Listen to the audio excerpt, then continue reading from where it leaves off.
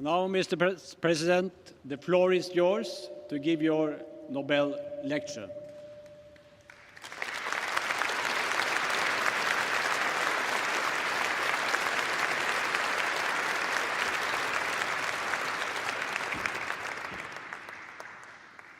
Your Majesties, Your Royal Highnesses, distinguished members of the Norwegian Nobel Committee, citizens of America, and citizens of the world. I receive this honor with deep gratitude and great humility. It's an award that speaks to our highest aspirations, that for all the cruelty and hardship of our world, we are not mere prisoners of fate. Our actions matter and can bend history in the direction of justice. And yet I would be remiss if I did not acknowledge the considerable controversy that your generous decision has generated. In part, this is because I am at the beginning and not the end of my labors on the world stage. Compared to some of the giants of history who have received this prize, Schweitzer and King, Marshall, and Mandela, my accomplishments are slight. And then there are the men and women around the world who've been jailed and beaten in the pursuit of justice, those who toil in humanitarian organizations to relieve suffering, the unrecognized millions whose quiet acts of courage and compassion inspire even the most hardened cynics. I cannot argue with those who find these men and women, some known, some obscure to all but those they help, to be far more deserving of this honor than I. But perhaps the most profound issue surrounding my receipt of this prize is the fact that I am the Commander-in-Chief of a military, of a nation, in the midst of two wars. One of these wars is winding down. The other is a conflict that America did not seek, one in which we are joined by 42 other countries, including Norway, in an effort to defend ourselves and all nations from further attacks. Still, we are at war. And I'm responsible for the deployment of thousands of young Americans to battle in a distant land. And some will kill, and some will be killed. And so I come here with an acute sense of the costs of armed conflict, filled with difficult questions about the relationship between war and peace and our effort to replace one with the other. Now, these questions are not new. War in one form or another appeared with the first man. At the dawn of history, its morality was not questioned. It was simply a fact, like drought or disease. The manner in which tribes and then civilizations sought power and settled their differences. And over time, as codes of law sought to control violence within groups, so did philosophers and clerics and statesmen seek to regulate the destructive power of war. The concept of a just war emerged, suggesting that war is justified only when certain conditions were met. If it is waged as a last resort or in self-defense, if the force used is proportional, and if, whenever possible, civilians are spared from violence. Of course, we know that for most of history, this concept of just war was rarely observed. The capacity of human beings to think up new ways to kill one another proved inexhaustible, as did our capacity to exempt from mercy those who look different or pray to a different God. Wars between armies gave way to wars between nations, total wars, in which the distinction between combatant and civilian became blurred. In the span of 30 years, such carnage would twice engulf this continent. And while it's hard to conceive of a cause more just than the defeat of the Third Reich and the Axis powers, World War II was a conflict in which the total number of civilians who died exceeded the number of soldiers who perished. In the wake of such destruction, and with the advent of the nuclear age, it became clear to victor and vanquished alike that the world needed institutions to prevent another world war. And so, a quarter century after the United States Senate rejected the League of Nations, an idea for which Woodrow Wilson received this prize, America led the world in constructing an architecture to keep the peace, a Marshall Plan and a United Nations, mechanisms to govern the waging of war, treaties to protect human rights, prevent genocide, restrict the most dangerous weapons. In many ways, these efforts succeeded. Yes, terrible wars have been fought and atrocities committed, but there has been no Third World War. The Cold War ended with jubilant crowds dismantling a wall. Commerce has stitched much of the world together. Billions have been lifted from poverty. The ideals of liberty and self-determination, equality and the rule of law have haltingly advanced. We are the heirs of the fortitude and foresight of generations past. And it is a legacy for which my own country is rightfully proud. And yet, a decade into a new century, this old architecture is buckling under the weight of new threats. The world may no longer shudder at the prospect of war between two nuclear superpowers, but proliferation may increase the risk of catastrophe. Terrorism has long been a tactic, but modern technology allows a few small men with outsized rage to murder innocents on a horrific scale. Moreover, wars between nations have increasingly given way to wars within nations. The resurgence of ethnic or sectarian conflicts, the growth of secessionist movements, insurgencies, and failed states. All these things have increasingly trapped civilians in unending chaos. In today's wars, many more civilians are killed than soldiers. The seeds of future conflict are sown. Economies are wrecked, civil societies torn asunder, refugees amassed, children scarred. I do not bring with me today a definitive solution to the problems of war. What I do know is that meeting these challenges will require the same vision, hard work, and persistence of those men and women who acted so boldly decades ago. And it will require us to think in new ways about the notions of just war and the imperatives of a just peace. We must begin by acknowledging a hard truth. We will not eradicate violent conflict in our lifetimes. There will be times when nations, acting individually or in concert, will find the use of force not only necessary, but morally justified. I make this statement mindful of what Martin Luther King Jr. said in this same ceremony years ago. Violence never brings permanent peace. It solves no social problem. It merely creates new and more complicated ones.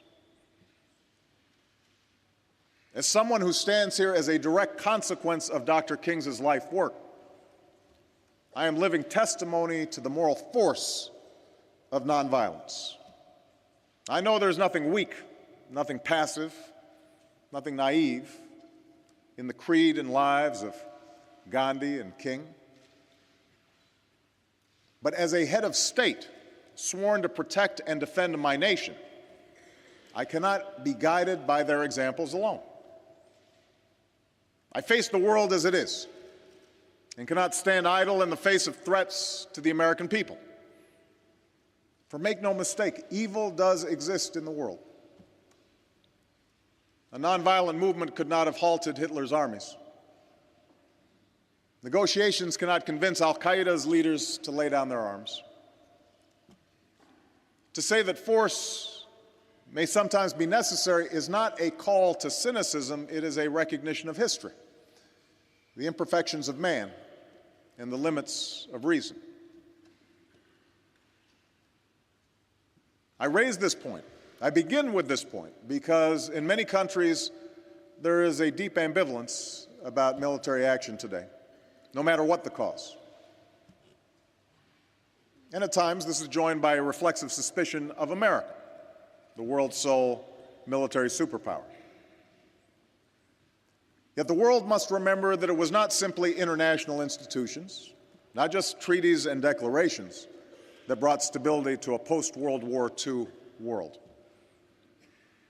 Whatever mistakes we have made, the plain fact is this: the United States of America has helped underwrite global security for more than 6 decades with the blood of our citizens and the strength of our arms. The service and sacrifice of our men and women in uniform has promoted peace and prosperity from Germany to Korea and enabled democracy to take hold in places like the Balkans. We have borne this burden not because we seek to impose our will. We have done so out of enlightened self-interest, because we seek a better future for our children and grandchildren, and we believe that their lives will be better if others' children and grandchildren can live in freedom and prosperity. So yes, the instruments of war do have a role to play in preserving the peace. And yet this truth must coexist with another, that no matter how justified, war promises human tragedy. The soldier's courage and sacrifice is full of glory, expressing devotion to country, to cause, to comrades in arms. But war itself is never glorious, and we must never trumpet it as such. So part of our challenge is reconciling these two seemingly irreconcilable truths: that war is sometimes necessary, and war, at some level, is an expression of human folly. Concretely, we must direct our effort to the task that President Kennedy called for long ago. Let us focus, he said, on a more practical, more attainable peace, based not on a sudden revolution in human nature, but on a gradual evolution in human institutions. A gradual evolution of human institutions. What might this evolution look like? What might these practical steps be? To begin with, I believe that all nations, strong and weak alike, must adhere to standards that govern the use of force. I, like any head of state, reserve the right to act unilaterally, if necessary, to defend my nation. Nevertheless, I am convinced that adhering to standards, international standards, strengthens those who do and isolates and weakens those who don't. The world rallied around America after the 9/11 attacks and continues to support our efforts in Afghanistan because of the horror of those senseless attacks and the recognized principle of self-defense. Likewise, the world recognized the need to confront Saddam Hussein when he invaded Kuwait, a consensus that sent a clear message to all about the cost of aggression. Furthermore, America in fact, no nation, can insist that others follow the rules of the road if we refuse to follow them ourselves. For when we don't, our actions appear arbitrary and undercut the legitimacy of future interventions, no matter how justified. And this becomes particularly important when the purpose of military action extends beyond self-defense or defense of one nation against an aggressor. More and more, we all confront difficult questions about how to prevent the slaughter of civilians by their own government, or to stop a civil war whose violence and suffering can engulf an entire region. I believe that force can be justified on humanitarian grounds, as it was in the Balkans or in other places that have been scarred by war. Inaction tears at our conscience and can lead to more costly intervention later. And that's why all responsible nations must embrace the role that militaries with a clear mandate can play to keep the peace. America's commitment to global security will never waver, but in a world in which threats are more diffuse and missions more complex, America cannot act alone. America alone cannot secure the peace. This is true in Afghanistan. This is true in failed states like Somalia, where terrorism and piracy is joined by famine and human suffering. And sadly, it will continue to be true in unstable regions for years to come. The leaders and soldiers of NATO countries and other friends and allies demonstrate this truth through the capacity and courage they've shown in Afghanistan. But in many countries, there is a disconnect between the efforts of those who serve and the ambivalence of the broader public. I understand why war is not popular, but I also know this: the belief that peace is desirable is rarely enough to achieve it. Peace requires responsibility. Peace entails sacrifice. That's why NATO continues to be indispensable. That's why we must strengthen UN and regional peacekeeping and not leave the task to a few countries. That's why we honor those who return home from peacekeeping and training abroad, to Oslo and Rome, to Ottawa and Sydney, to Dhaka and Kigali. We honor them not as makers of war, but as wagers of peace. Let me make one final point about the use of force. Even as we make difficult decisions about going to war, we must also think clearly about how we fight it. The Nobel Committee recognized this truth in awarding its first prize for peace to Henry Dunant, the founder of the Red Cross and a driving force behind the Geneva Conventions. Where force is necessary, we have a moral and strategic interest in binding ourselves to certain rules of conduct. And even as we confront a vicious adversary that abides by no rules, I believe the United States of America must remain a standard bearer in the conduct of war. That is what makes us different from those whom we fight. That is a source of our strength. That is why I prohibited torture. That is why I ordered the prison at Guantanamo Bay closed. And that is why I have reaffirmed America's commitment to abide by the Geneva Conventions. We lose ourselves when we compromise the very ideals that we fight to defend.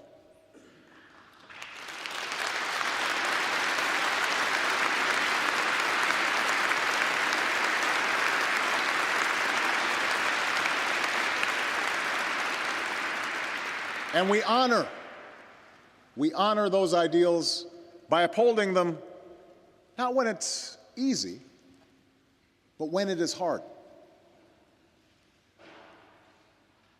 I've spoken at some length to the question that must weigh on our minds and our hearts as we choose to wage war.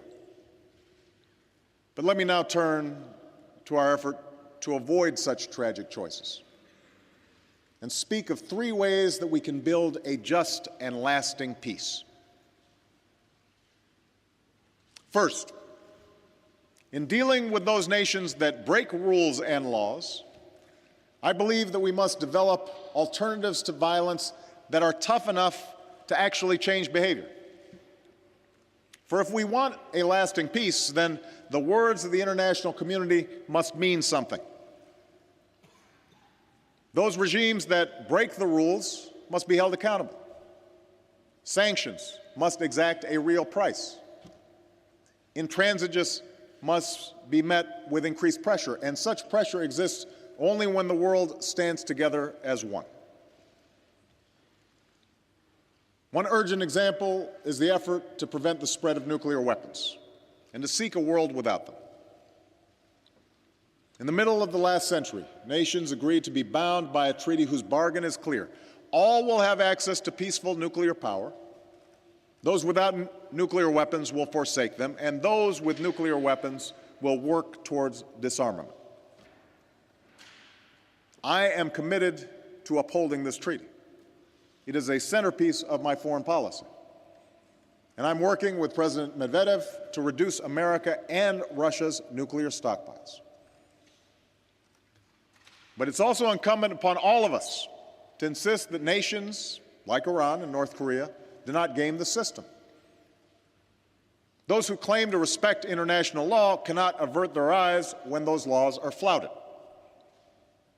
Those who care for their own security cannot ignore the danger of an arms race in the Middle East or East Asia. Those who seek peace cannot stand idly by as nations arm themselves for nuclear war. The same principle applies to those who violate international laws by brutalizing their own people.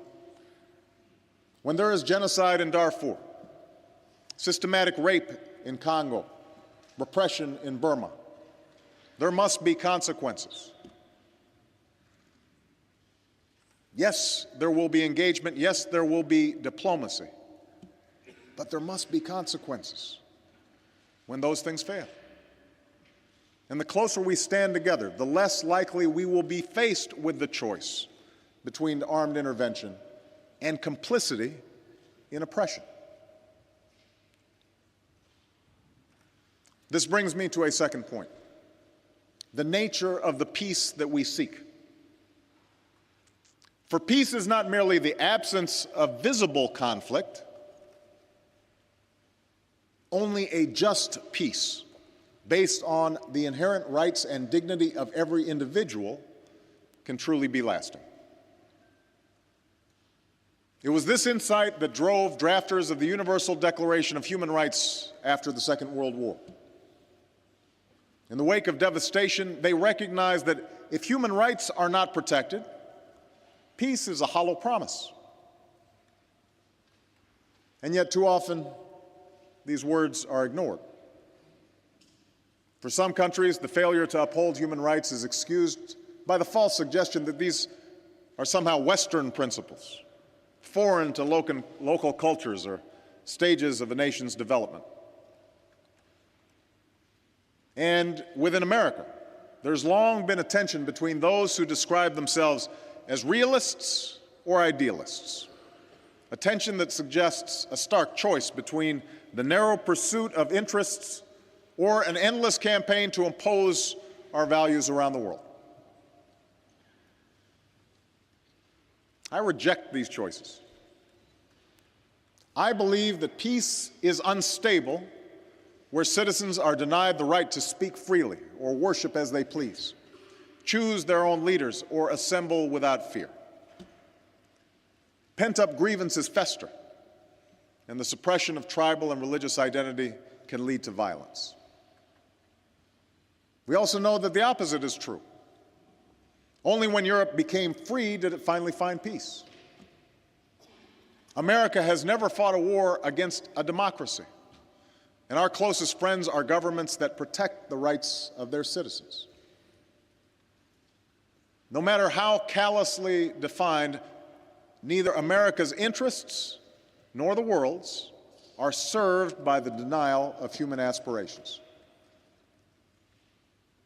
So even as we respect the unique culture and traditions of different countries, America will always be a voice for those aspirations that are universal.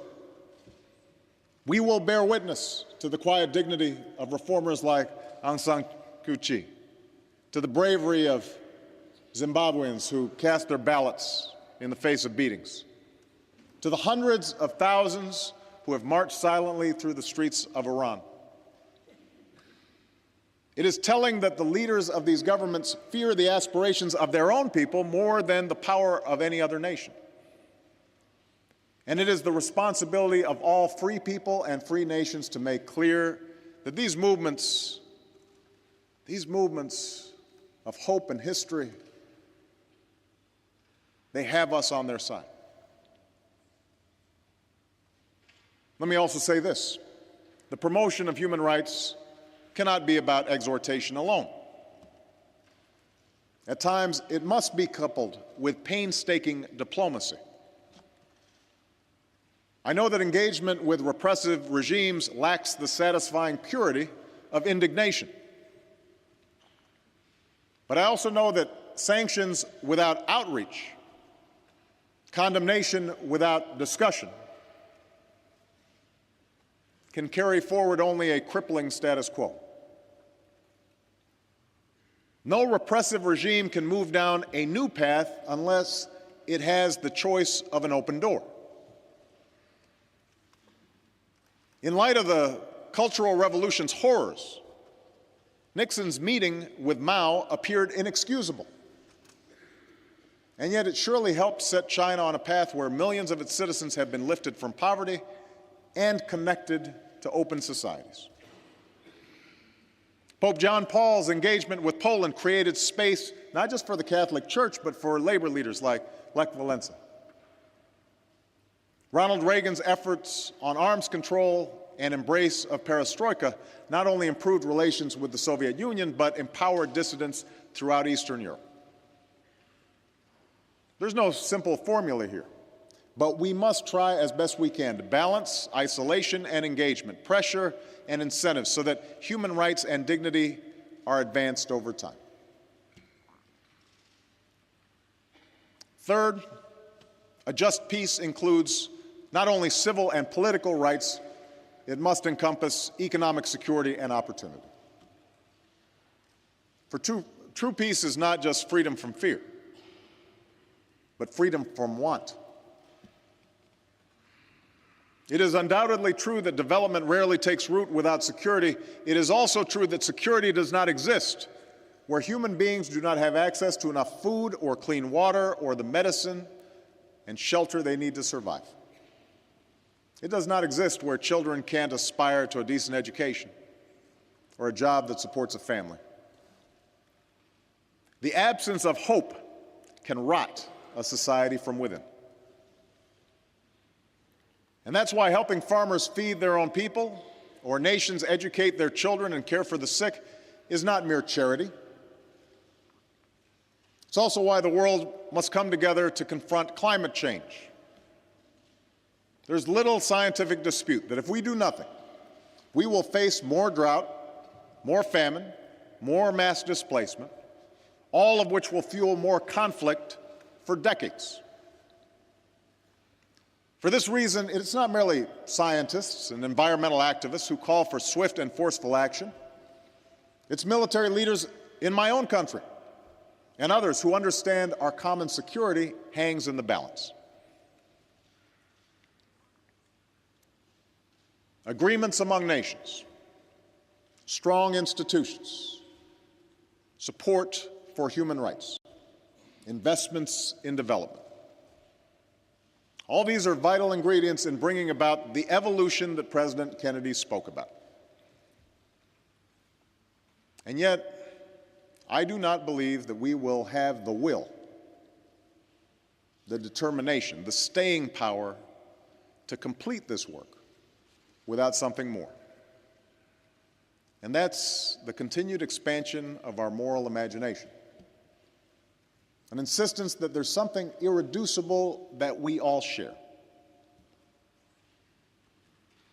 As the world grows smaller, you might think it would be easier for human beings to recognize how similar we are, to understand that we're all basically seeking the same things, that we all hope for the chance to live out our lives with some measure of happiness and fulfillment for ourselves and our families. And yet somehow, given the dizzying pace of globalization, the cultural leveling of modernity, it perhaps comes as no surprise that people fear the loss of what they cherish in their particular identities, their race, their tribe, and perhaps most powerfully, their religion. In some places, this fear has led to conflict. At times, it even feels like we're moving backwards. We see it in the Middle East as the conflict between Arabs and Jews seems to harden. We see it in nations that are torn asunder by tribal lines. And most dangerously, we see it in the way that religion is used to justify the murder of innocents by those who have distorted and defiled the great religion of Islam and who attacked my country from Afghanistan. These extremists are not the first to kill in the name of God.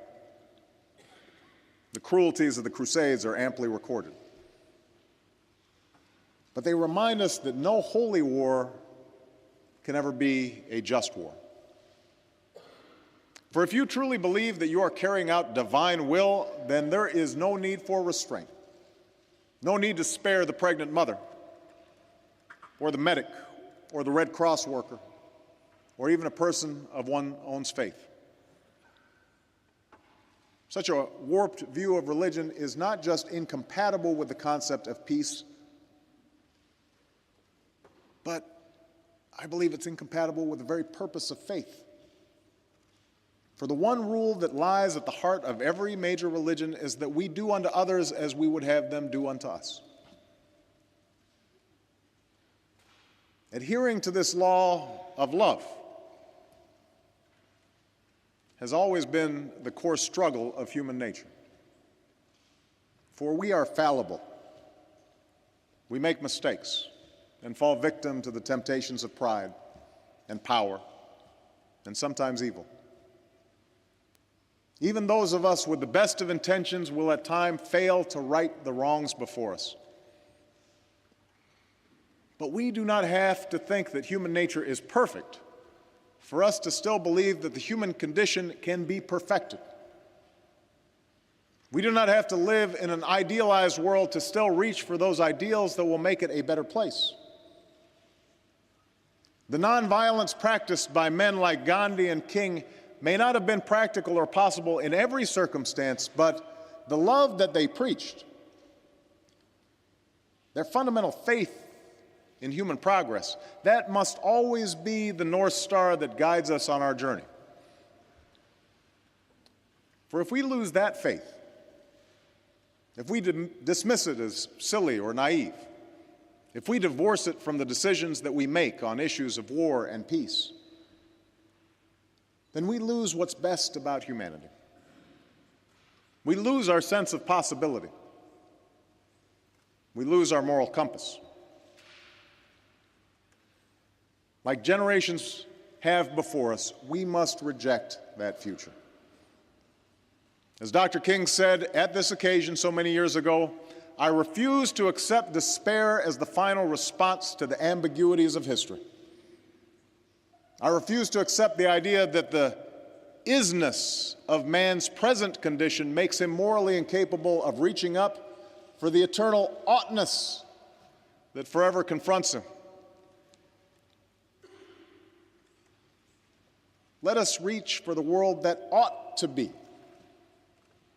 that spark of the divine that still steers within each of our souls.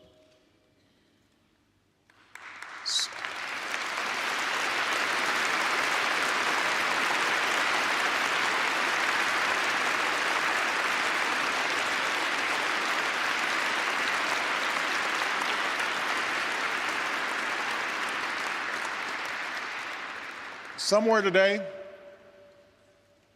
in the here and now, in the world as it is, a soldier sees he's outgunned but stands firm to keep the peace. Somewhere today, in this world, a young protester awaits the brutality of her government, but has the courage to march on. Somewhere today, a mother facing punishing poverty still takes the time to teach her child, scrapes together what few coins she has to send that child to school, because she believes that a cruel world still has a place for that child's dreams. Let us live by their example. We can acknowledge that oppression will always be with us and still strive for justice. We can admit the intractability of deprivation and still strive for dignity.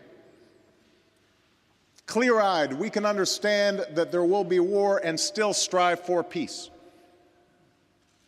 We can do that, for that is the story of human progress. That's the hope of all the world. And at this moment of challenge, that must be our work here on earth. Thank you very much.